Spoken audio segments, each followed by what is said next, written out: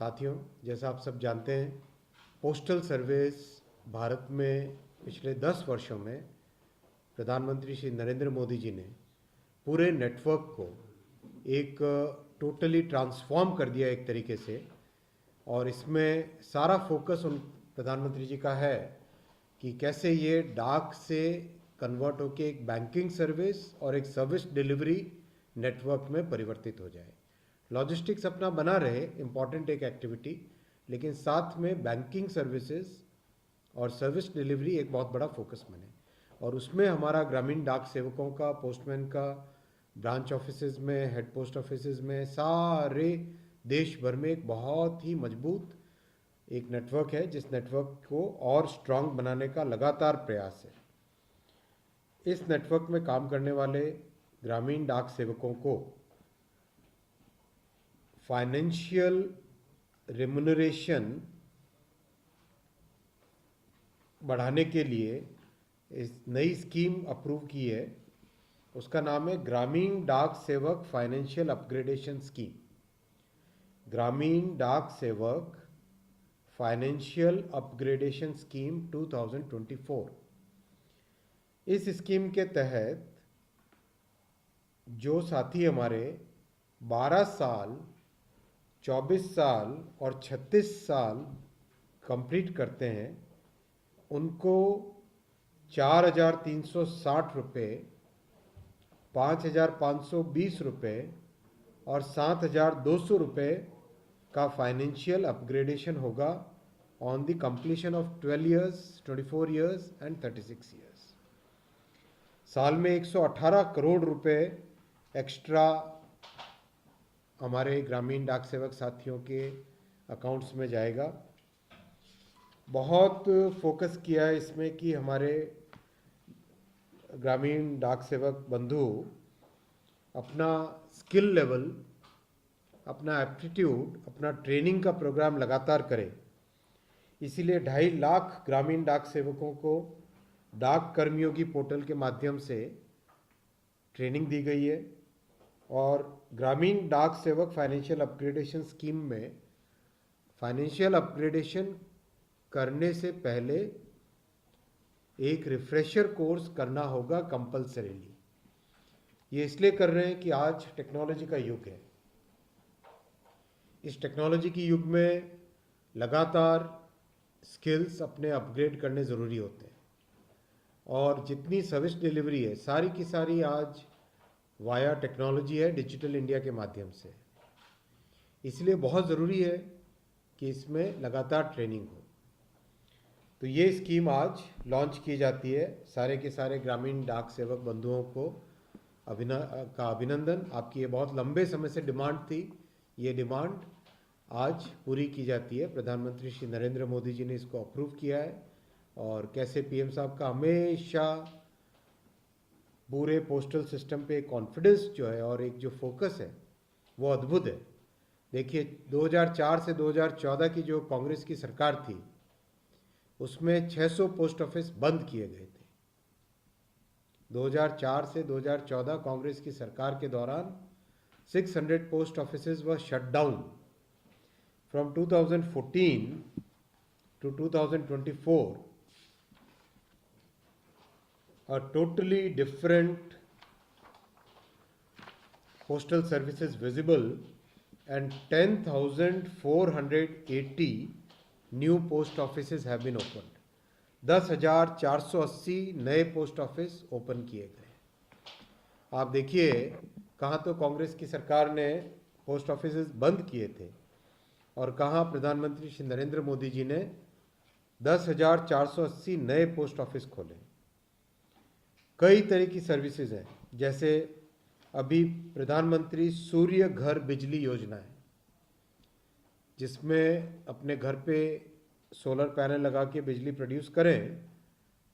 उस स्कीम में 53 lakh registration post office में हुए हैं। 53 lakh registrations have been done by the post offices.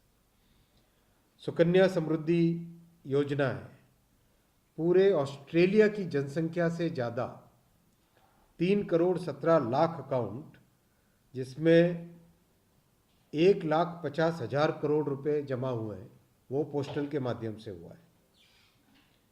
जितने भी हमारी एस्पिरेशनल डिस्ट्रिक्ट्स हैं और लेफ्ट विंग इम्पैक्टेड डिस्ट्रिक्ट्स हैं, उन सब में हर 5 किलोमीटर के अंदर बैंकिंग सर्विस प्रोवाइड की गई है पोस्टल नेटवर्क के जरिए से। कंप्लीट पोस्टल बैंक सिस्टम को कोर बैंकिंग यानी state bank of India, HDFC, ICICI, इन बैंकों के बराबर कोर बैंकिंग सिस्टम लगाया गया है। डाक निर्यात केंद्र बहुत कम समय में 1,000 डाक निर्यात केंद्र खोले गए, 1,000, जिससे 3,85,000 पार्सल्स एक्सपोर्ट हुए। ग्रामीण क्षेत्रों से 12,000 नए एक्सपोर्टर बने। ग्रामीण क्षेत्रों से 12,000 नए ऐसे उद्यमी निकले हैं जो कि अपने सामान को, ग्रामीण क्षेत्र में बनाए हुए सामान को, जो PM साहब कहते हैं vocal for local and local to global, तो वोकल फॉर लोकल और लोकल टू ग्लोबल, ये सपना पूरा होता है डाक निर्यात केंद्र के माध्यम से। 12,000 नए एक्सपोर्टर्स देश भर में नए काम में लगे हैं। पासपोर्ट सेवा केंद्र 434 हो चुके हैं अब तक, और 1.25 करोड़ पासपोर्ट इश्यू हो गए, 1.25 करोड़।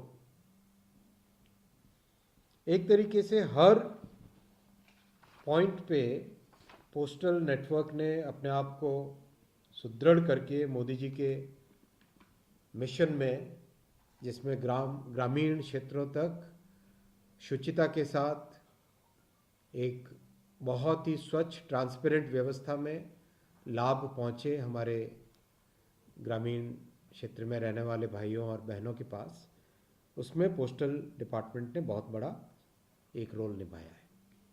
क्वेश्चंस लेंगे सर। हमारे साथ हमारे मीडिया बंधु, हमारे जो पोस्टल सर्कल्स हैं उनके साथ जुड़े हुए हैं, तो हम जैसे देखें उधर से भी कुछ प्रतिक्रियाएं हैं। तो एक बड़ा स्टेट लें सर, अगर महाराष्ट्र, तो महाराष्ट्र सर्कल से हम पूछें, महाराष्ट्र प्लीज। सर नमस्कार, मैं किशन शर्मा, CPMG महाराष्ट्र। मैं यहाँ पे सेंट्रल रेलवे हेडक्वार्टर में CPRO ऑफिस में हूँ, और यहाँ पे हमारे साथ बहुत से मीडिया पत्रकार हैं, इलेक्ट्रॉनिक, और तो शुरू में कार्यक्रम से पहले बातचीत, इनफॉर्मल बातचीत में उन लोगों का एक कॉमन क्वेश्चन निकल के आ रहा था कि विश्व में, दुनिया में डाक और डाकघर दोनों की महत्वता या उनकी जो इम्पोर्टेंस है वो कम होती जा रही है। तो हम लोग यहाँ पे भारत में उसको कैसे देख रहे हैं और उसमें सुधार के लिए कैसे हम आगे काम कर रहे हैं। तो आपने भी उसमें कुछ चीजें ऑलरेडी कवर की हैं, लेकिन एक जनरल, एक कॉमन क्वेश्चन यहाँ पर सभी लोगों के दिमाग में आ रहा था, वो लोग पूछना चाह रहे थे। बहुत महत्वपूर्ण प्रश्न है और मैं धन्यवाद देना चाहता हूँ आपको इस प्रश्न के लिए। अभी हाल ही में जो विश्व में पोस्टल संस्थाओं की इंटरनेशनल ऑर्गेनाइजेशंस है, उसमें UPU बहुत महत्वपूर्ण रोल प्ले करती है, और जो जापान का पोस्टल नेटवर्क है, जो अपने आप में बहुत एक विश्व प्रसिद्ध है, उनके सबके जब डेलीगेट्स और सीनियर अधिकारी मिलने आए, उन सब का भी यही ऑब्जर्वेशन था कि जब सारी दुनिया में पोस्टल सर्विसेज एक तरीके से कम होती जाती है उसकी इम्पोर्टेंस, भारत में किस तरह से प्रधानमंत्री श्री नरेंद्र मोदी जी ने 10 वर्षों में पोस्टल सर्विसेज में टाइम का इन्वेस्टमेंट, टेक्नोलॉजी का इन्वेस्टमेंट, बहुत सारी एक्सपेंशन, बहुत सारी सर्विसेज बढ़ाना, इन सब को लेके पोस्टल सर्विसेज का, पोस्ट नेटवर्क का एक टोटली नया कायाकल्प किया है। 10 वर्षों में करीब 1,32,000 नए कर्मचारी नियुक्त हुए। 1,32, 1,28 कितने? 1,28, 1,28,000 नए कर्मचारी नियुक्त किए हैं 10 वर्षों में।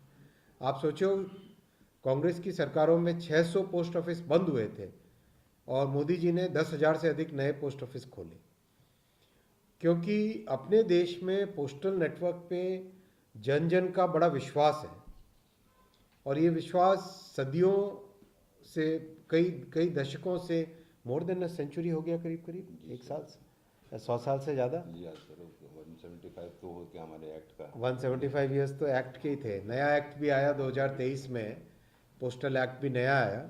तो इन सब चीज़ों पे ध्यान देके नेटवर्क को और सिस्टम को आगे बढ़ाया है। सर हम अगर दक्षिण की तरफ से एक रिप्रेजेंटेशन लेते हैं तो हमारा एक बड़ा सर्कल है तमिलनाडु, तो वहाँ से कुछ सुझाव या कुछ observation. Tamil Nadu circle please. Sir, this is Natarajan, PMG, Chennai City region, sir. We have press people from here, sir, from Tamil dailies and also from the electronic media. One common question they have is there is a lot of interest among them on the payments bank, which has come up recently, and they specifically want to know how the India Post Payments Bank is doing well in rural areas and what the services people enjoy. That is the common question they ask. Very important point. The payment bank, which was opened in 2018, by now, within a very short span of time, it has actually made a big difference in people's lives across the country, all over the country. I have visited so many remote places where the services provided by the India Post Payment Bank are highly appreciated by the people. The bank is totally based on technology.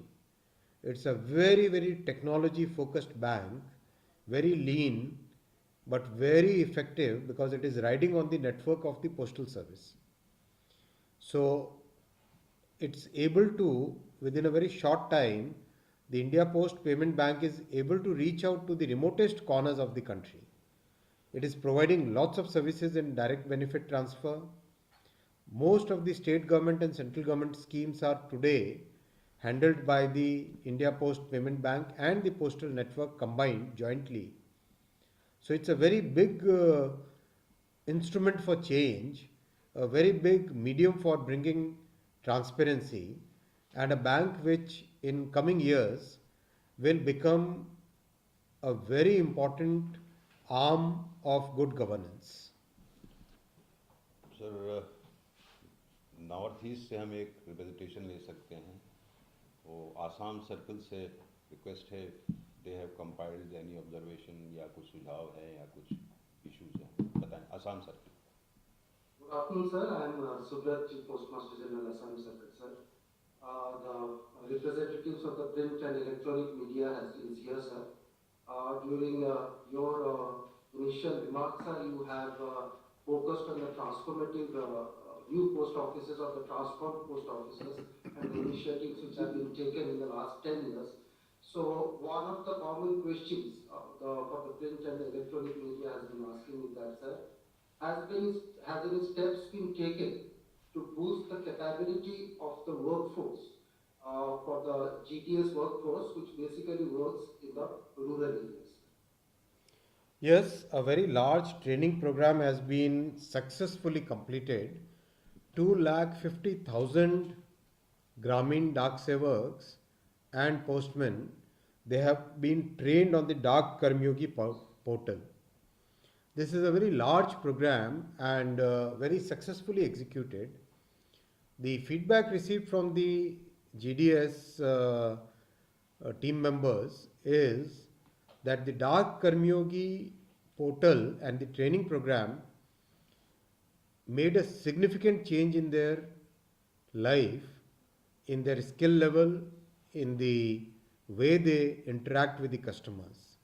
So it's a very major thing, and now we will have continuous programs focused at technology, focused at operations, and as we noted right in the beginning, the Gramin Dak Sevak Financial Upgradation Scheme will also have a compulsory, mandatory element of refresher course.